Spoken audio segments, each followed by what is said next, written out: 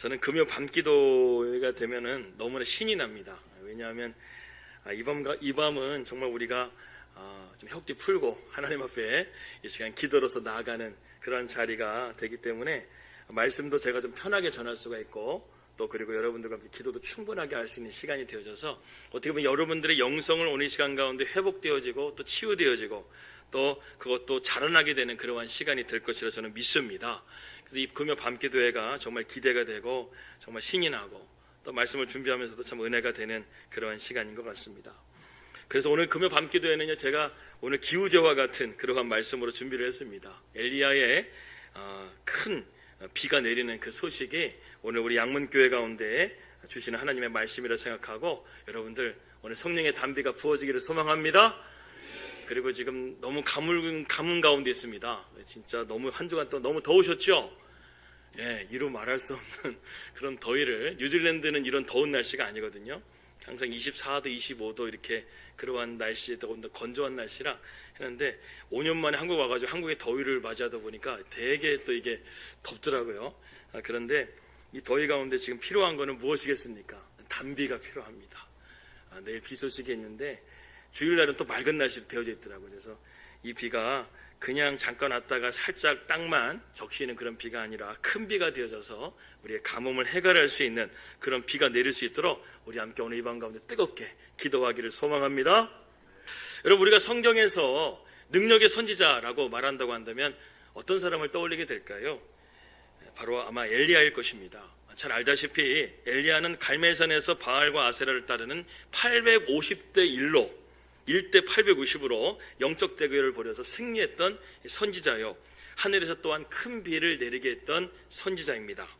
엘리야가 살고 있던 시대는 이스라엘이 영적으로 가장 어두웠던 시기였죠. 우리가 엘리야 시대를 하게 되면 떠오르는 왕과 왕비가 있습니다. 누가 있죠? 예, 아합 나왔습니다. 또 왕비는 누구죠? 그 유명한? 예, 이세벨이 맞습니다. 그 유명한 이세벨입니다. BC 9세기경에 이스라엘 백성들이 영적으로 타락하게 하는데 아주 핵심적인 왕과 왕비가 바로 아합과 이세벨, 그 시대에 활동했던 선지자가 바로 엘리야였습니다. 그래서 하나님께서는 특단의 조치를 내리십니다. 그게 무엇이냐면 오늘 말씀 보니까 3년 6개월 동안 이스라엘에 가뭄이 왔다는 거예요. 17장 1절 말씀 한번 볼까요? 열왕기상 17장 1절 말씀 다 같이 한번 읽겠습니다. 시작. 길르앗에 우거하는 자 중에 디셋 사람 엘리야가 아합에게 말하되 내가 섬기는 이스라엘 하나님 여호와께서 살아계심을 두고 맹세하노니 내 말이 없으면 수년 동안 비도 이슬도 있지 아니하리라. 여러분, 비가 안 오는 것은 이해가 됩니다. 그래도 식물이 자랄 수 있는 게 뭐죠? 이슬 때문에 자란단 말이죠. 뉴질랜드도 아침에 이렇게 딱 그 새벽에 나가게 되면은요, 햇빛이 딱 뜨게 되면은 그 잔디에 이슬이 이렇게 맺혀져 있는 것을 보게 됩니다. 비가 안 와도 이슬만 있어도 식물은 그것만 있어도 살아갈 수 있는데 하나님께서 이 가뭄 가운데 어떤 가뭄까지 주셨냐면 이슬도 없게끔 그런 극심한 가뭄을 허락하셨다는 것이죠. 그런 가운데서 엘리야가 하나님께서 한 6개월 정도 어디에 있게 하시죠? 그리시네가로 가게 합니다. 그 그리시네가에서 6개월 동안 있는데 까마귀가 고기를 갖다 주죠. 먹을 것을 갖다 줍니다. 그런데 6개월 지나니까 이 엘리야가 있는 그리시네가도 말라버리는 거예요. 그래가지고 나중에 보니까 시돈 땅 사르밧까지 가게 되었는데 이 이스라엘에 내린 그 가뭄이 단순하게 이스라엘 지역만 가뭄이 내린 것이 아니라 이 엘리야가 갔던 시돈 땅 사르밧이라는 그곳까지 가뭄 때문에 극심하게 백성들이 울부짖고 있는 상황이었습니다. 그래서 한 과부를 만나게 되죠. 사르밧 과부. 그 과부가 어떤 상태였습니까? 이제 먹을 것이 집에 양식이 딱 조금 남았는데 그 양식을 먹고 아들과 함께 이제 내가 죽으려고 한다. 그만큼 비참한 상황 가운데 있었다는 것이죠. 불과 6개월 동안의 가뭄 상태에 있었는데 이렇게 최악의 상태가 돼버린 거예요. 그럼 아직도 몇 년이 남았어요? 3년이 남았어요. 6개월간의 가뭄 가운데서도 이렇게 최악인데 앞으로 3년 동안의 가뭄 속에서 이스라엘이 맞이해야 될 그 최악의 상황은 정말 말할 수가 없다는 것이죠. 하나님께서 이스라엘 백성들에게 특단의 조치가 내린 것이 바로 가뭄이었습니다. 그렇다고 한다면 하나님께서 이 특단의 조치를 통해서 이스라엘 백성들에게 원하셨던 것이 무엇일까요? 돌아오라는 거예요. 고난을 주시는 것은, 하나님께서 주시는 것은 다른 거 없어요. 우리가 하나님께로 돌아오라는 거예요. 근데 3년 6개월 동안 하나님께서 그 가뭄이 극심하는 동안 이스라엘 백성들이 돌아왔나요? 돌아오지 않았어요.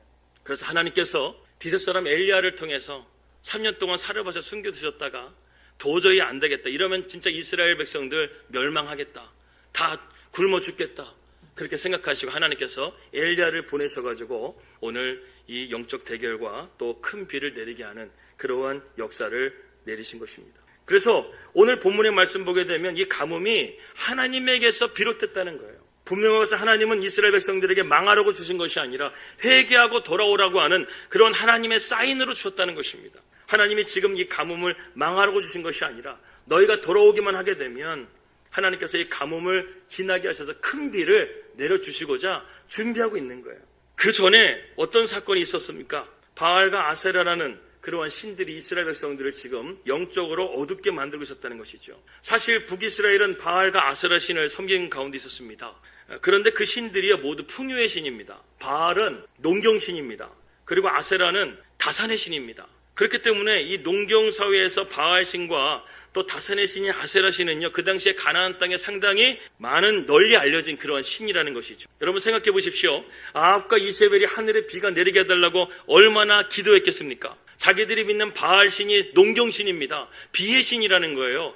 그 신에게 기도했더니 바알은 하늘에 비를 내리지 못하고 있는 거예요. 또 다산의 신인 아세라, 그 신에게도 빌었더니 이 땅 가운데 비가 내리지 않는 거예요. 비 한 방울, 이슬 한 방울 내리지 않았다는 것입니다. 그렇다면 이스라엘은 지금 누구를 찾아야 될까요?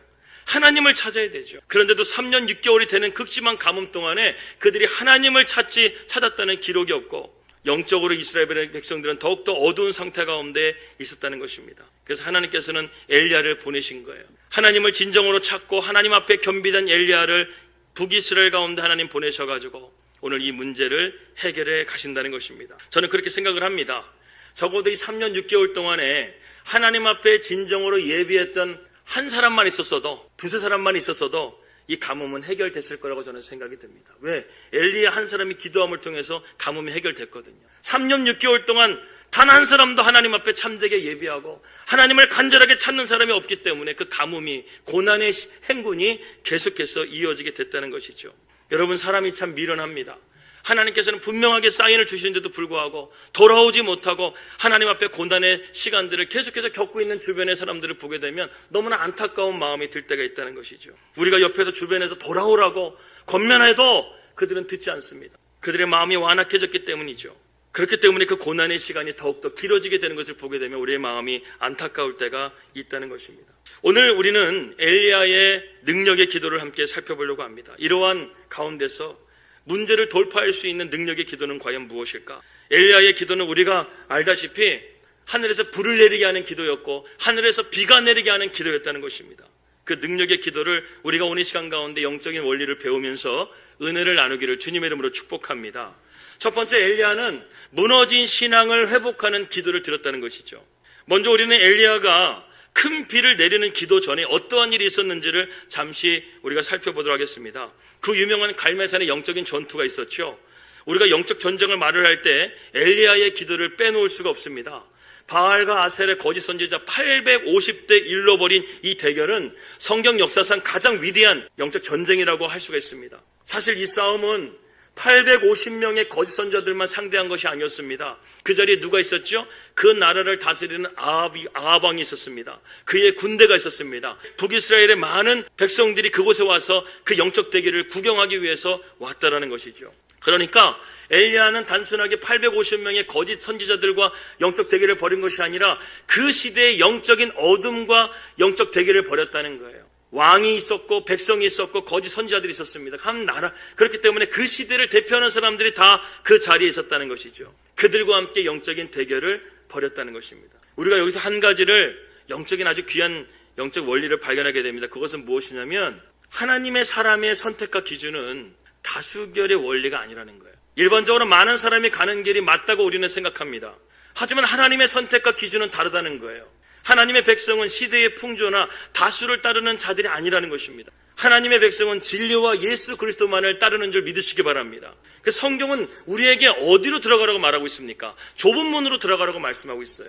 마태복음 7장 13절에서 14절 말씀을 우리 함께 읽도록 하겠습니다. 시작. 좁은 문으로 들어가라. 멸망으로 인도하는 문은 크고 그 길이 넓어 그리로 들어가는 자가 많고 생명으로 인도하는 문은 좁고 길이 협착하여 찾는 자가 적음이라. 두 개의 문이 있습니다. 하나는 좁은 문이 있고 하나는 넓은 문이 있습니다. 좁은 문은 생명으로 가는 문이고 넓은 문은 멸망으로 가는 문이라고 성경은 말씀하고 있습니다. 이거 예수님이 하신 말씀이에요. 첫 번째 좁은 문은 어떤 문인가? 회개와 같은 우리의 신앙의 결단을 의미하는 것입니다. 하나님 앞에 거룩한 삶으로 오래 나가기 위해서는 우리의 삶에 절제를 해야 된다는 것이죠. 내 뜻과 내 방법과 나의 기쁨을 위해 살아가는 것이 아니라 하나님의 뜻과 하나님의 방법으로 세상을 살아가는 것, 이렇게 살아가기 위해서는 우리는 그 길이 좁은 문이라는 거예요. 두 번째 협착한 길은 무엇입니까? 신앙 안에서의 힘들고 어려운 길을 말하는 것입니다. 여러분, 신앙생활 하는 거 쉽지 않죠. 믿음으로서 살아가는 거 쉽지가 않습니다. 그러나 그 길의 결과는 생명의 길이기 때문에 우리는 이 길을 걸어가야 된다는 것입니다. 반면에 넓은 길은 어떤 길이죠? 불신앙의 삶을 선택하는 것입니다. 넓은 문은 불신앙의 삶이 훨씬 편하고 자유로워 보이는 것을 의미하는 것입니다. 결과는 뭐죠? 멸망이라는 거예요. 저는 어렸을 때 저 마태복음 7장 12절과 13절과 14절 말씀을 대수롭지 않게 생각을 했어요. 좁은 문과 넓은 문, 저 말씀이 그냥 그렇게 크게 와닿지가 않았어요. 근데 여러분, 저 요즘에 저 말씀이 너무나 두려워요.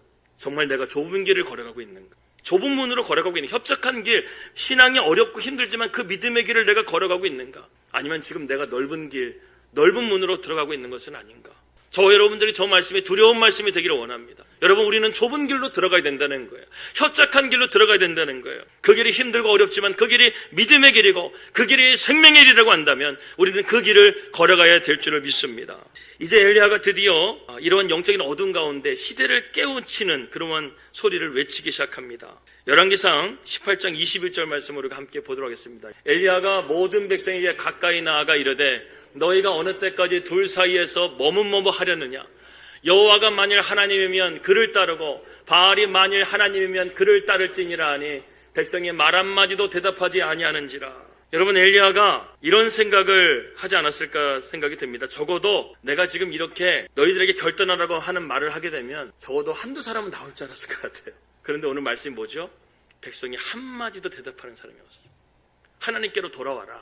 3년 6개월 동안 그렇게 극심한 가뭄이 있음에도 불구하고 이스라엘 백성들이 돌아오지 못하고 있는 거예요. 머뭇머뭇하는 그런 신앙 가운데 있었다는 것입니다. 여기서 여러분, 이 머뭇머뭇하다라는 그 단어가 히브리어 세이핌이라는 단어인데 이 단어가 나누다, 분리하다 이런 뜻을 가지고 있습니다. 즉, 두 마음을 가진 것을 볼 수가 있습니다. 그러니까 여러분, 이스라엘 백성들은요, 확실하게 바알 신앙으로 지금 믿고 있는 것도 아니고 그렇다고 해서 확실하게 여호와의 신앙을 또한 믿고 있는 것도 아니에요. 중간지대에 있다는 거예요. 중간지대, 회색지대에 있다는 거예요. 이쪽에도 발을 담그고 있고 저쪽에도 발을 담그고 있는 그러한 회색지대에 있는 신앙, 중간지대에 있는 신앙을 갖고 있다는 것입니다. 여러분, 이러한 신앙은요, 절대 우리의 삶 가운데 도움이 안 됩니다. 이것을 혼합종교라고 합니다. 혼합종교. 세상의 신도 우상도 따르고 하나님도 따르는 그러한 모습은 우리가 혼합종교 가운데 있다는 거예요. 라오디게아 교회가 그런 교회였죠. 그래서 예수님께서 뭐라고 말씀하십니까? 너가 차든지 뜨겁든지 알아. 미지근하지 마라. 머뭇머뭇하지 마라. 너가 확실하게 어디에 서라. 예수님께서 이렇게 말씀하시지 않습니까? 여러분, 이러한 믿음의 신앙의 회색지대에 있는 사람들이 요즘에 너무나 많다는 것이죠. 여러분, 거기에 있으면 안 됩니다. 우리는 거기에서 빨리간 벗어나야 될 줄 믿습니다. 영적인 세계에는 중간지대가 있을 수가 없어요. 십계명을 보더라도 하나님께서는 너 외에 다른 신을 섬기지 말라. 우리 안에 하나님 외에는 다른 것을 두지 말라고 성경은 말씀하고 있다는 것입니다. 여러분, 그렇기 때문에 진정한 영성은 단순한 신앙이라는 것이죠. 그래서 우리가 영성이라는 말을 많이 할 때 어떤 사람들은 오랜 시간 동안 기도하는 사람이 영성이 있다 이렇게 말하기도 하고 수십 번, 수백 번 통독하는 성경을 말씀을 통독한 사람을 영성 있다 말을 하고 헌금도 많이 내는 사람, 금식 기도하는 사람, 이러한 사람들을 영성 있다고 말하는데 아니에요. 그리스도인의 참된 영성은 단순한 거예요. 복잡하지 않아요. 하나님 한 분만 섬기면 되는 것입니다. 내 안에 종교적인 그러한 형식이 있고 종교적인 모습이 있다 할지라도 그 안에 하나님 한 분만 계시지 않으면 그 사람은 가짜예요.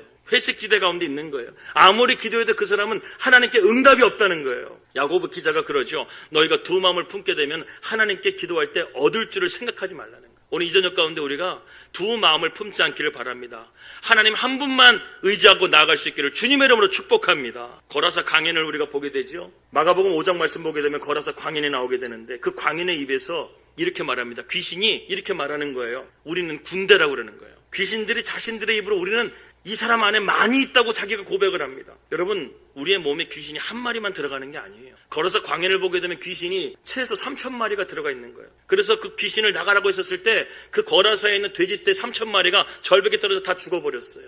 적어도 우리 안에는요 3,000마리 정도 그 이상의 귀신이 들어올 수 있다는 거예요. 그런 인생이 얼마나 힘듭니까? 내 안에 하나님만 계시면 너무나 좋은데 내 안에 세상적인 귀신들이 그렇게 수십 마리 수천 마리가 들어가 있다고 한다면 그 인생 제대로 되겠냐 이거예요. 날마다 내 생각이 천갈래 만갈래로 갈라집니다. 마음을 도대체 종잡을 수가 없겠죠. 술 먹기 싫은데 술자리에 가 있고, 음란 영상물 보기 싫은데 음란 영상물을 내가 어느 순간 보고 있고, 그 사람과 잘 지내고 싶은데 안 좋은 말이 나가게 되고, 이러한 인생들, 내 뜻대로 되지 않는 인생이 된다는 거예요. 이때 여러분 무엇이 필요한 것입니까? 우리에게 이때 분별이 필요한 게 아니에요. 주님이 내 안에 임하시도록 우리가 기도하는 것이 필요하다는 것입니다. 주님이 이 거레사 광인에게 선포하게 되자 거레사 광인에 있는 3,000마리 귀신이 순식간에 나가버리잖아요. 그러니까 오늘 이 시간 가운데 이러한 내 안에 복잡한 마음이 있고 염려가 있고 두려운 마음이 있다고 한다면 내가 분별을 달라고 기도하지 마시고 내 안에 주님이 임재하여 달라고 기도하시기 바랍니다. 주님이 임재하시면 수천 마리 귀신들이 나가버리는 거예요. 그래서 그 거레사 광인이 수천 마리 귀신이 나가게 되죠. 어떻게 됩니까? 그의 마음이 평안한 마음이 되고 자기의 집으로 평안히 돌아갔더라. 그리고 그 거레사 광인은 초대교회의 중요한 인물이 됩니다. 예수님이 그의 안에 확실하게 들어오고 예수님을 확실하게 만나게 되니까 그의 삶이 단순해지니까 마음에 평안이 찾아오게 되고 하나님의 영광을 위하여 쓰임받게 되었다는 것이죠. 오늘 이 시간 가운데 여러분 복잡한 마음으로 나오신 분 계십니까? 머뭇머뭇거리지 하지 마시고 오직 하나님 한 분만을 의지하고 주님의 임재를 위해서 기도할 수 있는 저와 여러분들이 되시기를 주님의 이름으로 축복합니다. 그러면 더 이상 우리는 머뭇거리는 인생이 아니라 엘리야처럼 능력 있는 성도가 될 줄을 믿습니다. 동남아시아에 가보게 되면 제가 선교를 갔는데 거기에는 수많은 사원들이 있습니다. 한국의 교회가 한 5만 개에서 6만 개 정도 된다고 합니다. 그런데요 동남아시아 가게 되면 그 정도 수준이 아닙니다. 진짜 가는 곳마다 우상이 있고 가는 곳마다 사원들이 있어요. 인도의 힌두교를 믿잖아요. 거기는 범신론입니다. 모든 것에 다 신이 있다는 거예요. 심지어 이 탁자도 신이 있고요. 이 마이크도 신이 있고 이 볼펜에도 신이 있고 모든 것에 다 신이 있어요. 그래서 인도에는요 신으로 등록된 신들만 3억 개의 신이 있다는 것입니다. 3억 개의 신. 신으로 등록된 거. 그 외에도 수많은 신들이 있다는 것이죠. 그렇기 때문에 우상들이 여러분 없을 수가 없다는 것이죠. 신들이 그렇게 많으니까 여러분 한 신만 섬길 수가 있겠어요? 거레사 광인처럼 수많은 신들이 섬기는 가운데서 거레사 광인의 삶이 어떻습니까? 가난하고 비참하게 살아가죠. 그래서 동남아시아에 가보게 되면 그렇게 사원에다가 신들을 섬기고 우상을 섬기는데 그들의 삶이 얼마나 비참합니까? 동남아시아 가게 되면 5살짜리 꼬마 애들이 $1 하면서 늘 이렇게 막 달라고 하죠. 맨날 애들 구걸하는 그 부모 절대 주면 안 된다고 합니다. 선교사님들이. 왠 줄 아십니까? 그거 부모들이 시키는 거라는 거예요. 하도 그렇게 해서 돈을 잘 버니까 애들을 학교에 안 보내고 그 관광지를 보내가지고 애들한테 $1 그거 구걸하게 시키는 거라는 거예요. 절대 주지 말라는 거예요.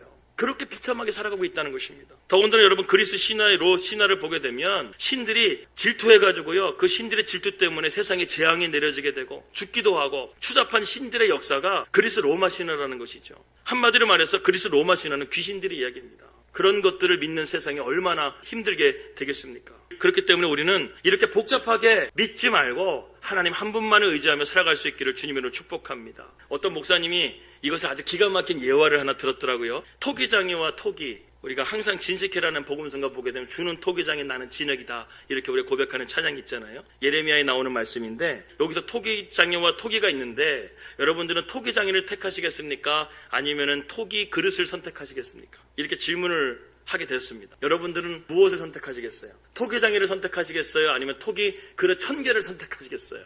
당연히 우리는 토기장이를 선택해야 된다는 거죠. 토기는요, 토기장이가 얼마든지 깨서 부실 수가 있어요. 그건 죽어 있는 것입니다. 아무리 하더라도 토기장이를 이길 수가 없어요. 토기가 반항을 할 수 있습니까? 없다는 것이죠. 이게 하나님과 우상의 차이라는 거예요. 우상은 아무런 힘이 없어요. 그러나 토기장이는 언제든지 그것을 부실 수가 있고 언제든지 새롭게 만들 수 있는 분, 그분이 바로 우리 하나님이시라는 것입니다. 그러한 하나님 앞에 우리가 온전하게 믿음으로 나가야 될 줄을 믿습니다. 이제 엘리야의 다음 단계를 보게 됩니다. 이제 엘리야가 백성들의 마음을 돌이키려고 했더니 백성들의 마음이 돌아오지 않아요. 그런데 엘리야는 묵묵하게 자기가 해야 될 일을 하게 됩니다. 18장 30절의 말씀을 우리가 함께 보도록 하겠습니다. 함께 읽겠습니다. 시작. 엘리야가 모든 백성을 향하여 이르되 내게로 가까이 오라. 백성이 다 그에게 가까이 가매 그가 무너진 여호와의 제단을 수축하되. 엘리야는 백성들이 머뭇거리는 것에 대해서 전혀 영향받지 않습니다. 여러분 진짜 믿음은요 환경에 영향받지 않아요. 진짜 믿음은요 상황에 영향받지 않아요. 묵묵하게 자신의 믿음의 길을 걸어가는 사람이 진짜 믿음의 사람입니다. 엘리야가 지금 그런 거예요. 백성들이 아무도 돌아오지 않았어요. 자기 편에 들어주는 사람이 아무도 없어요. 그런 가운데서 엘리야가 지금 전혀 영향을 받지 않고 자기가 해야 될 일을, 사명을 지금 걸어가고 있는 것을 보게 된다는 것입니다. 그래서 여러분, 우리는요, 신앙생활에서 누구도 나를 지지해주지 않는다 할지라도 두려워할 필요가 없어요. 하나님 한 분만 있으면 되는 줄 믿습니다. 그러면 아무리 천만인이 나를 둘러 진친다 할지라도 나는 두려워할 이유가 없다는 것이죠. 그래서 엘리야가 기도하여 하늘에서 불이 떨어지기 전에 무엇을 합니까? 오늘 말씀 보니까 무너진 여호와의 제단을 수축했다라고 말씀하고 있습니다. 여기서 중요한 포인트가 있습니다. 지금 엘리야가 이 무너진 제단을 새롭게 수축을 만든 건가요? 아니면 원래 있었던 제단을 다시금 쌓은 건가요? 원래 있었던 제단을 다시금 쌓은 것입니다. 이것이 무엇을 의미하냐면 여러분, 이 갈멜산이라는 곳이 엘리야가 단순하게 그 장소를 정한 게 아니라는 거예요. 이 갈멜산은 예전에 이스라엘 백성들이 하나님을 예비했던 제단이 있었던 장소였다는 것입니다. 3년 6개월 아방이 이스라엘 백성들을 바알과 아세라로 미혹하고 그들을 우상을 숭배하게 하기 전에 이 갈멜산에서 이스라엘 백성들이 하나님 앞에 제단을 쌓고 예배했다는 거예요. 근데 이 아합과 이세벨이 이 제단을 다 북이스라엘에 있는 모든 제단들을 다 부셔버렸다는 거예요. 그 갈멜산에 있는 그 제단을 이 엘리야가 다시금 쌓고 있는 거예요. 제단을 다시금 쌓았다는 것은 무엇입니까? 예배의 처소를 다시금 수축했다는 거예요. 예배의 회복을 다시금 하나님께서 이루어가기 위해서, 지금 예배를 회복하기 위해서 엘리야가 지금 하나님의 제단을 다시금 수축하고 있는 것입니다. 그건 무슨 말입니까? 3년 6개월 동안 하나님을 예배하는 자들이 단 한 번도 없었다는 거예요. 그렇게 고생하고 그렇게 고난을 겪으면서도 그것을 모르는 자들이 너무나 많았다는 것입니다. 하나님께서 돌아오라고, 예배로서 돌아오라고, 하나님 앞에 돌아오라고 그렇게 외쳤지만 이스라엘 백성들은 안타깝게도 돌아오지 않았다는 것이죠. 여러분, 신방을 다니면서 안타까운 이야기들을 많이 듣는데 그 이야기 중에 하나가 뭐냐 하면 자녀들이 주님께로 돌아오지 않고 신앙생활을 예전에 잘했는데 지금은 신앙생활을 잘 못하고 있다는 얘기를 들으면 저도 마음이 안타까울 때가 있습니다. 이제는 자식들이 커서 말도 잘 안 들으시죠? 이제는 성인이 돼가지고 부모의 말을 잘 안 듣습니다. 다른 것이 없어요. 하나님 앞에 온전하게 맡기는 것밖에는 우리가 다른 방법이 없습니다. 저는 여태까지 사역하면서 많은 성도님들한테 기도 제목 중에 듣는 것이 뭐냐면 자녀들이 잘 되고 좋은 대학 가고 좋은 직장 갖게 해주시고 좋은 배우자 만나게 해달라는 기도 요청은 수없이 많이 받아봤어요. 그런데 여러분, 자녀들이 믿음 생활 잘하게 해달라고 기도하는 부모는 정말 몇 명 안 돼요. 이게 가장 중요한 것인데 좋은 직장, 좋은 가정, 좋은 배우자 만나는 기도 제목은 항상 목회자한테 해달라고 부탁하면서 우리 자녀들 믿음 생활 잘하게 해달라고, 어떤 가운데 세상 가운데 타협하지 않고 믿음 생활 잘하게 해달라고 그렇게 기도 제목 부탁하는 성도님들은 정말 열 손가락 안에 든다는 거예요. 이게 정말 중요한 것인데, 그래서 지금 부모로서 눈물 흘리시는 분들이 있지 않습니까? 이제는 여러분들의 기도가 달라져야 되는 거예요. 이제는 더 이상 자녀들이 잘 되는 기도를 하기보다 하나님 한 분만을 믿고 신앙생활 잘하는 그런 자녀들이 되게 해달라고 기도하시길 바랍니다. 그러면 나머지 복은 하나님께서 알아서 주시는 거예요. 제발 그런 것들 걱정하지 말고 하나님, 제발 우리 자녀들이 하나님과의 관계가 온전하게 회복될 수 있도록, 예배가 회복될 수 있도록 기도할 수 있기를 주님의 이름으로 축복합니다. 그렇게 엘리야가 수축된 대단에서 하나님께 소재드릴 오후 3시에 예배를 드리고 기도하자 어떤 일이 벌어졌습니까? 하늘에서 불이 떨어졌습니다. 열왕기상 18장 37절에서 39절 말씀을 함께 읽도록 하겠습니다. 시작. 여호와여, 내게 응답하옵소서. 내게 응답하옵소서. 이 백성에게 주 여호와는 하나님이신 것과 주는 그들의 마음을 되돌이키심을 알게 하옵소서 하며, 이에 여호와의 불이 내려서 번제물과 나무와 돌과 흙을 태우고 또 도랑의 물을 핥은지라. 모든 백성이 모두 엎드려 말하되 여호와 그는 하나님이시로다.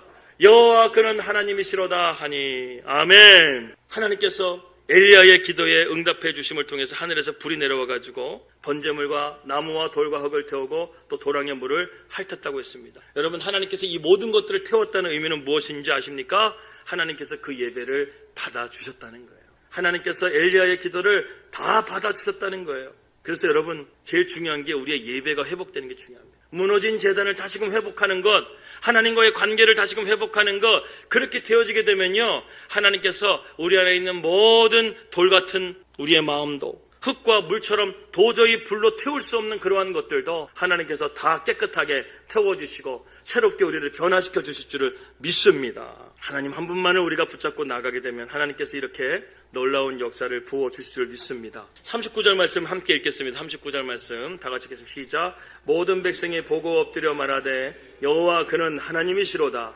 여호와 그는 하나님이시로다 하니, 저는 오늘 여러분의 가정이 이러한 예배가 회복되기를 축복합니다. 그래서 이스라엘 백성들이 지금 머뭇머뭇거렸던 그 신앙이 어떻게 됐어요?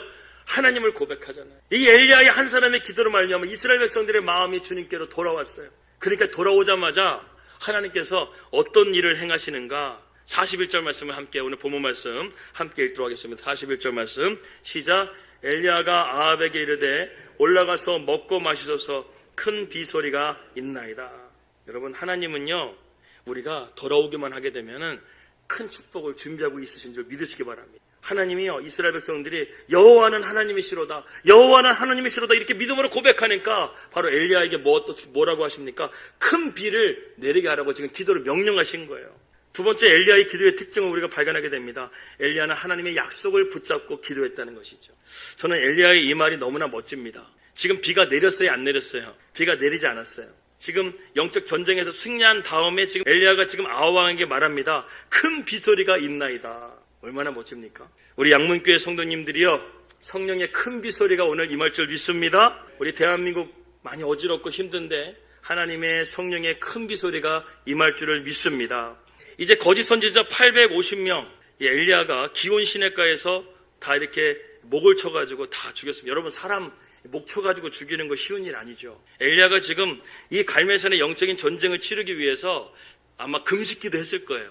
그 전날에는 아마 철야기도 했을 거예요. 정말 이 마지막 영적 이 갈멜산간의 영적 전쟁을 위해서 엘리야가 정말 만반의 준비를 했을 거라는 것입니다. 그런 가운데서 승리했어요. 그런 다음에 850명의 바알과 아세라 선지자들을 기온 시내까지 데려가서 다 목을 쳐 죽였어요. 850명 목 쳐 죽이는 거 쉬운 일 아니죠. 엘리야가 거의 영적 탈진의 상태 가운데 있는 상황이었어요. 그런데 하나님은요, 여기서 멈추지 않게 하세요. 좀 기다렸다가 비를 내려도 되는데 뭐 하루 정도 지났다가 엘리야가 좀 체력을 회복한 다음에 비를 내려도 되잖아요. 근데 저는 오늘 이 말씀 가운데 놀라운 것이 뭐냐면, 하나님이요, 엘리야가 이 바알과 아세라 선지자 목을 딱 친 다음에 다 제거한 다음에 이 비를 내리게 하는 기도의 자리로 나가게끔 하나님께서 지금 밀어붙이고 있다는 거예요. 하나님이 급하신 거예요. 내 사랑하는 백성이 3년 6개월 동안 비참하게 살아가고 있는 모습을 보았는데 그들이 한 명도 하나님 앞에 예배자로 돌아오지 않았고 한 명도 하나님을 온전하게 섬기지 못했는데, 지금 엘리야의 이 기도를 통해서 백성들이 돌아오게 되자, 엘리야야, 빨리 가서 기도해라. 내 백성이 아파하고 있다. 내 백성이 고통 가운데 신음하고 있다. 너 빨리 가서 기도해라. 하늘에 비가 내리도록 지금 빨리 가서 기도하라는 거야. 엘리야는 쉬지도 못하고 지중해가 보이는 그 갈멜산 언덕에서 그곳에서 하나님 앞에 간절하게 기도하고 있는 것입니다. 여러분, 하나님은 이처럼 우리가 돌아오기만 하게 되면 이러한 큰 축복을 준비하고 있습니다. 우리가 하나님 앞에 온전하게 우리가 돌아오기만 하고 하나님을 온전하게 찾으면 하나님은 우리의 삶 가운데 이러한 놀라운 축복을 준비하고 계시는 줄 믿으시기 바랍니다. 엘리야는요, 지금 기도하기도 전에 아합왕에게 큰 비소리가 있다라고 말하고 있습니다. 여기서 우리는 엘리야의 기도가 능력의 기도라는 것을 볼 수 있는 장면이 나오는데, 여러분, 능력의 기도는요, 초조하거나 불안해하지 않습니다. 확신을 가지고 기도합니다. 지금 왕 앞에서요, 헛소리를 하게 되면 엘리야는 바로 죽는 거예요. 그런데 그 왕 앞에서 엘리야가 왕이시여 큰 빗소리가 있습니다 라고 이렇게 말하고 있는 것입니다. 엘리야가 무엇을 믿고 이렇게 기도하는 거예요? 하나님의 약속을 믿고 기도하는 거예요. 여러분, 엘리야의 기도가 강력한 기도일 수 있는 것은 무엇이냐면, 그가 하나님의 지금 음성을 듣고 하나님의 약속을 듣고 기도하고 있다는 거예요. 그래서 여러분, 요한복음 15장 7절 말씀 시작. 너희가 내 안에 거하고 내 말이 너희 안에 거하면 무엇이든지 원하는 대로 구하라. 그리하면 이룰 것이라. 하나님의 음성을 듣고 기도하게 되면요, 우리가 무엇이든지 구할 수 있다는 거예요. 그래서 주님이 내 안에 거하고 주님의 말씀이 내 안에 거하는 것이 전제 조건이라는 것이죠. 저는 오늘 여러분들이 기도하는 가운데 하나님의 음성을 듣기를 바랍니다. 이 시간 말씀을 통해서 여러분들의 말씀 10년 가운데 이 시간 1시간 동안 제가 말씀을 전하는 가운데서 어떤 말씀이 됐든 여러분들의 마음 가운데 하나님의 말씀이 레마의 말씀으로 들어가기를 주님의 이름으로 축복합니다. 그래서 예레미야 29장 11절 12절 말씀 보니까 이런 말씀이 있습니다. 함께 읽겠습니다. 시작. 여호와의 말씀이니라. 너희를 향한 나의 생각을 내가 아나니 평안이요 재앙이 아니니라. 너희에게 미래와 희망을 주는 것이니라.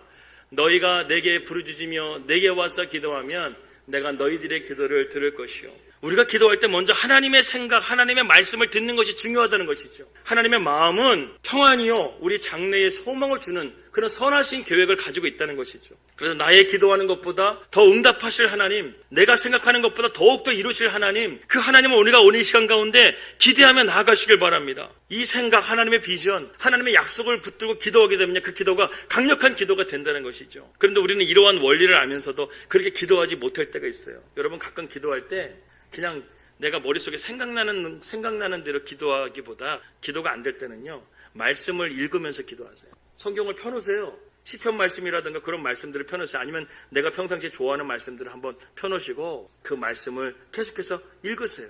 읽고 묵상하고 그러면서 하나님 앞에 기도하는 거예요. 그러면 하나님께서 그 말씀 속에서 내게 감동을 주시고 그 가운데서 은혜를 주신다는 것이죠. 여러분, 말씀을 붙잡고 한번 기도해 보세요. 그 기도가 강력한 기도가 될 줄 믿습니다. 교회에서도 우리가 주님의 뜻과 주님의 마음을 일찍 알았다고 한다면요, 우리 양문교회는 벌써 하나님 앞에 큰 부흥을 경험했을 거예요.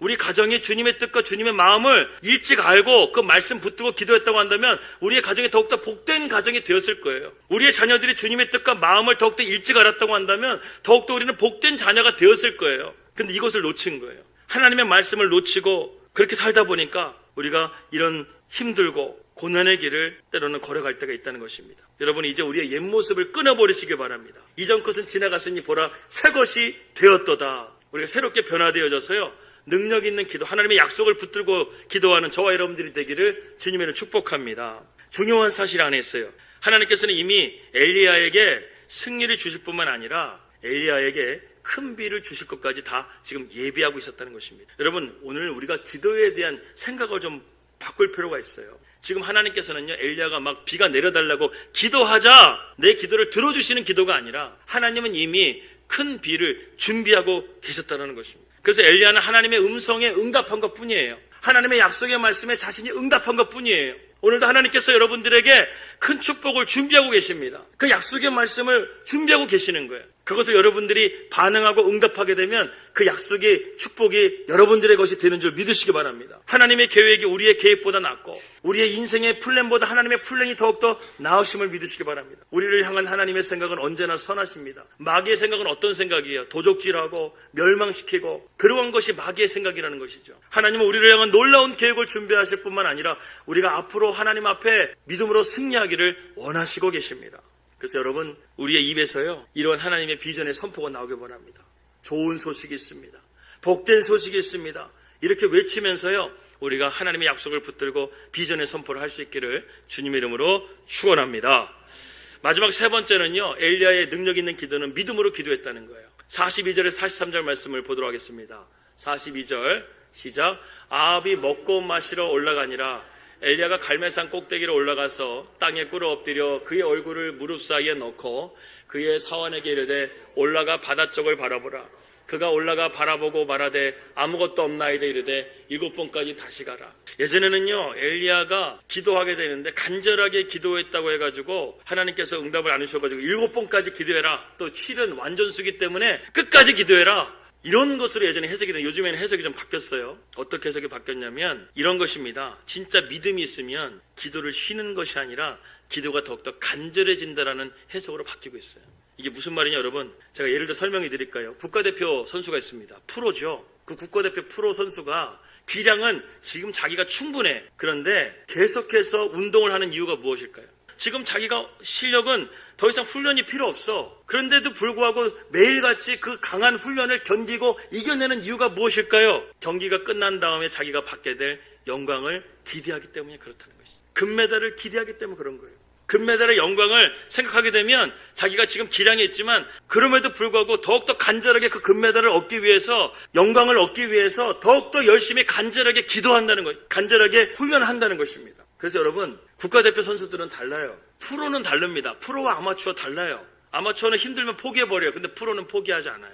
자기의 목표치를 위해서 끊임없이 도전하고 간절하게 나아가는 것입니다. 프로와 아마추어는 다르다는 것입니다. 국가대표와 아마추어는 다르다는 것입니다. 이 프로는요, 포기하지 않아요. 끝까지 자기의 목표를 향해서 달려가는 사람이 프로라는 것입니다. 하나님의 약속이 이루어질 것을 너무나 기대가 되기 때문에 더 간절하게 기도하게 된다는 것이죠. 어떤 분들은 가정을 위해서 수십 년을 위해서 기도하고 있는 분도 계십니다. 그런데 하나님이 오늘 음성을 들려주십니다. 약속해 주십니다. 오늘 내가 너의 가정에 은혜를 부어주겠다. 긍휼을 부어주겠다. 너희 가정이 변화되게 해주겠다. 새롭게 해주겠다. 오늘 말씀을 들었다고 한다면 여러분 기도를 그냥 놔버릴까요? 아니죠. 더 간절하게 기도하겠죠. 더 간절하게 하나님 그 기도가 내게 이루어지게 해주십시오. 그 기도가 정말 이루어지게 해주십시오. 더 간절하게 기도한다는 것입니다. 엘리야가 7번 기도했다는 것이죠. 그리고 종은 어디를 보고 있었습니까? 바다를 보고 있었습니다. 여기서도 우리가 다시금 해석해야 될 것이 있습니다. 엘리야가 초조함으로 지금 종을 보내는 게 아니라는 거예요. 야, 한번 나갔다 와봐. 불안해가지고 종을 보내는 게 아니라 지금 기대하는 마음으로 종을 보내는 거예요. 야, 하나님께서 언제 응답해 주실까? 야, 한번 또 가봐. 한번 또 가봐. 그 기대하는 마음, 간절한 마음으로 지금 종을 보내고 있는 거예요. 저는 오늘 이 말씀을 보면서 이렇게 다시금 해석이 되니까 더 은혜가 된다는 것입니다. 엘리야는 초조한 마음으로 지금 종을 보내는 게 아니라 초조한 마음으로 기도하는 것이 아니라 하나님이 응답해 주실 것을 확신하며 기도하고 있는 거예요. 44절 말씀을 함께 보도록 하겠습니다. 44절 시작. 7번째 이르러서는 그가 말하되 바다에서 사람의 손만한 작은 구름이 일어나나이다. 이르되 올라가 아합에게 말하기를 비에 막히지 아니하도록 마차를 갖추고 내려가소서 하라 하니라. 이 마차보다 빨리 간 것은 뭐냐면 갑작스럽게 여러분 가문 가운데 비가 오게 되면 이 전차나 마차가 길이 미끄러워서 제대로 갈 수 있어요, 없어요? 갈 수 없어요. 그래서 길이 미끄러워가지고 마차가 계속 미끄러고 길을 제대로 못 가가지고 엘리야가 더 빨리 갔다 이렇게 해석하는 그런 해석도 있습니다. 그러나 저는 영적인 해석이 더 중요하다고 생각합니다. 어떤 해석이냐면 이 전차라는 것은 무엇입니까? 인간의 상징과 같은 것이죠. 과학의 발전이라든가 인간의 힘을 의지하는데 그 인간의 힘보다 엘리야가 빨리 갔다는 것은 무엇이냐면 인간의 힘보다 하나님이 더욱더 뛰어나다라는 것을 오늘 이 말씀을 통해서 우리가 또한 볼 수가 있다는 것입니다. 이 전차라는 것은 그 당시에 가장 강력한 무기였거든요. 인간의 힘의 상징이었어요. 근데 그 힘의 상징이 하늘에서 내리는 비 때문에 제대로 가지 못하고 엘리야가 먼저 갔다는 것은 무엇이냐? 하나님이 인간의 힘을 월등하게 이기시는 분이라는 것을 우리에게 말씀하고 있다는 것입니다. 그렇기 때문에 여러분 우리의 삶 가운데 이런 하나님의 은혜가 임함을 통해서 이 세상의 힘을 하나님이 주시는 힘으로 이길 수 있기를 주님의 이름으로 축복합니다. 이 45절 46절 말씀을 보도록 하겠습니다. 45절 46절 시작. 조금 후에 구름과 바람이 일어나서 하늘이 캄캄해지며 큰 비가 내리는지라. 아합이 마차를 타고 이스라엘로 가니 여호와의 능력이 엘리야에게 임함에 그가 허리를 동이고 이스라엘로 들어가는 곳까지 아합 앞에서 달려갔더라. 아합보다 먼저 달려갔다는 것은 인간의 힘이 하나님의 힘이 인간의 힘을 능가한다는 것을 우리가 보여준다는 것이죠. 그리고 그 앞에 44절 말씀 우리가 안 읽었습니다. 44절 말씀 7번째 이르러서는 그가 말하되 바다에서 사람의 손만한 작은 구름이 일어나나이다.